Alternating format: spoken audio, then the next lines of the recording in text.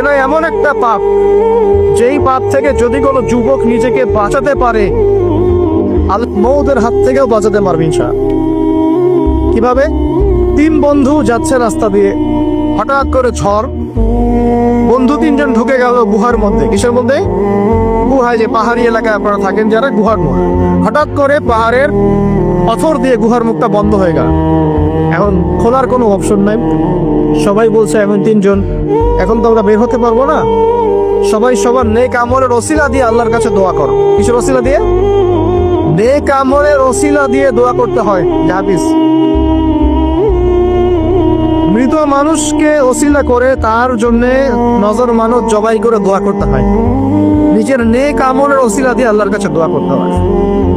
আল্লাহ পাক এখন দোয়া শুনলেন। একজন বলছে, আমি আমার পিতা মাতাকে খুব খেদমত করতাম, তাদেরকে দুধ পান না করে দুধ পান করাতাম।